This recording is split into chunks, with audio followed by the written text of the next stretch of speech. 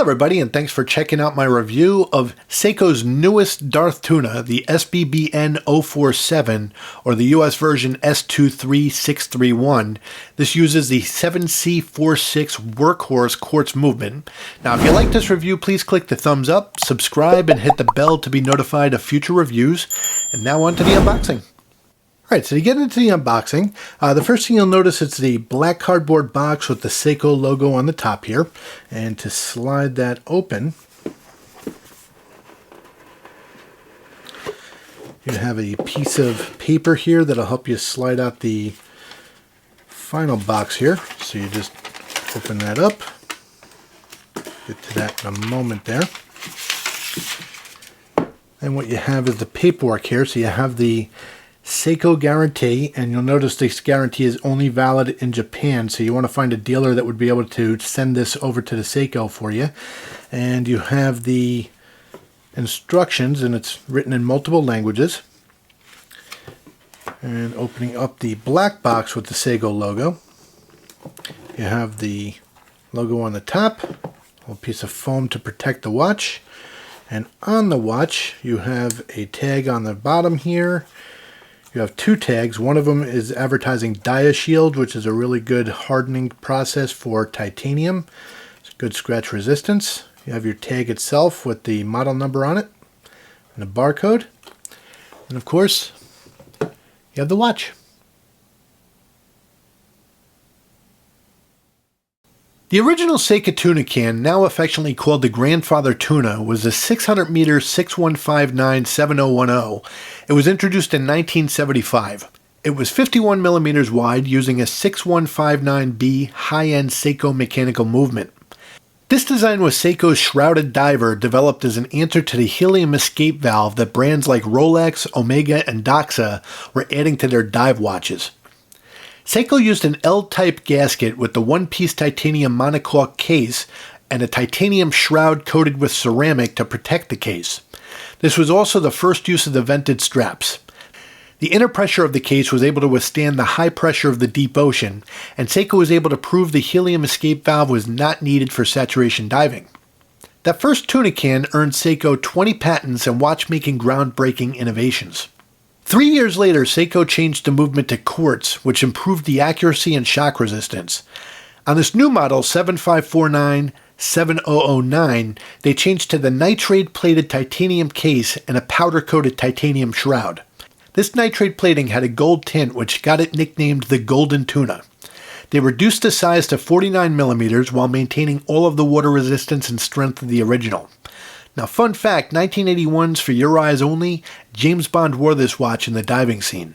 8 years later, Seiko did a minor redesign of the tuna, SSBS018. They updated the dial, bezel, straps, and case back. Everything else remained the same. Later, they gave the watch an overhaul with the release of the SBBN011. This version upgraded water resistance to 1,000 meters. They finished it in all black DLC, a ceramic shroud, hex screws, different dial and font, and this was known as the first Darth Tuna. There have been variations over the years, with the only major change going from the stiffer polyurethane to the softer silicone straps. Other changes were made to the writing until the previous SBBN025, where Seiko tried different hands. That change wasn't received well, so this newest version, the SBBN047, went back to the classic style hands. Now, I'm reviewing Seiko's latest Japanese domestic version, which offers the English and the Japanese writing on the date wheel, which I always prefer. The American version has the English and Spanish writing on the date wheel. Alright, so now to give you a physical walkthrough, first of all, it's 1,000-meter water resistance. You get sapphire crystal with anti-reflective coating on the inner side. You have a monocoque titanium inner casing with DLC coating manufactured from a solid block. There's no removable case back, and it's great from a professional dive watch standpoint with less vulnerability to water penetration. The pain, however, is the battery changes and the movement service need to be done from the front, removing the crystal, which typically requires sending the watch out to Seiko in Japan every 5 years or so. The black steel bezel also has the DLC coating, and it's a very smooth action when you're turning it. So here's an example of how it sounds.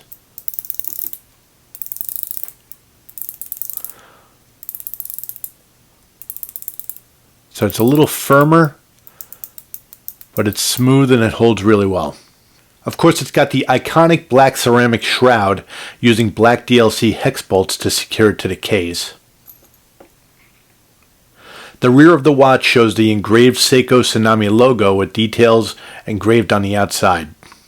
The Darth Tuna uses a lugless design and uses a very soft, flexible, and comfortable vented silicone strap with titanium Seiko branded keeper and buckle. The 7C46 is a high-end, high-torque, tough quartz movement with excellent shock protection. It's anti-magnetic, it features 7 joules and 5-year battery life. It's accurate to within 15 seconds per month, and Seiko's 7C46 is the best workhorse quartz movement Seiko produces, and it's one of the best you could find in the market that isn't the high-end thermocompensated. So here's a shot of the Lume. It uses Seiko's Lume Bright, including a 12 o'clock marker on the bezel.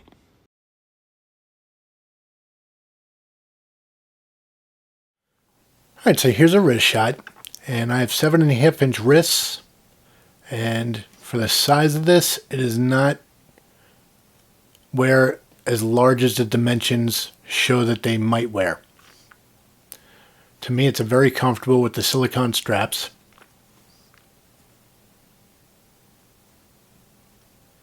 Alright, so to give you a comparison to some other popular divers, I'm going to start off with the SKX007, and you're talking about a 42.5 millimeter width.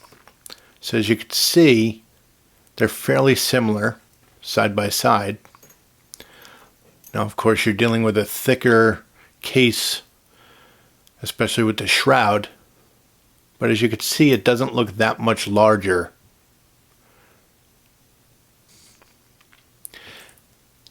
And of course, I have the 45 millimeter Seiko King Turtle, and this is a little bit closer to what we're talking about. Thickness wise, it's a little bit thinner on the King Turtle. I could tell you this, if you could get away with wearing the King Turtle, you'll have no problem wearing the Darth Tuna.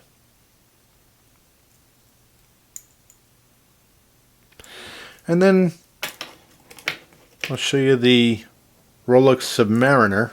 This is 41 millimeters. And it's definitely a smaller, thinner watch. Again, I show you for size comparisons.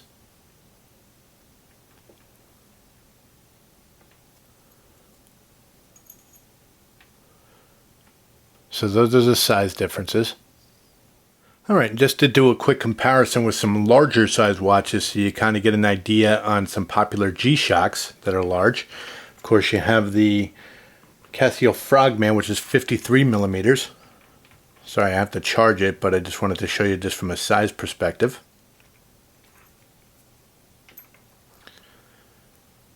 And I'd say out of the watches I've shown you, this is probably the best size comparison. It's just a little taller, of course. And then you have the Rangeman, which is 57.7 millimeters wide. So this would actually make the Darth Tuna looks small by comparison.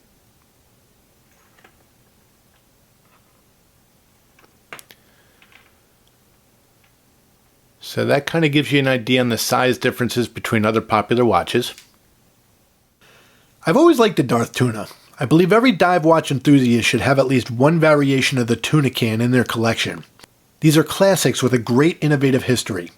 The Quartz 7C46 is a tough and reliable movement. These watches are strong and well protected with the shroud, and the monocoque design offers less opening for water entry. The Darth Tuna is lightweight, and although 49mm sounds large, the watch wears surprisingly smaller than its dimensions. The lugless design is unique and assists with the watch wearing more comfortably. The silicone straps are soft and very flexible, and as they form to the wrist when you wear it more, it feels even better on the wrist. Alright, so that's my review on the Seiko SBBN047. I want to thank you very much for watching. So if you like this review, please click on the thumbs up, subscribe, and click the bell for notifications of future reviews. Also, please leave a comment below. I make sure to reply to them all. You can also find me on Twitter at DougFNJ, and you can find me on a great website. It's called WatchUseek.com. It's a great community of watch enthusiasts. Awesome people, great discussion, and an excellent sales forum there too. So I want to thank you again for watching my review. Have a great day and stay safe.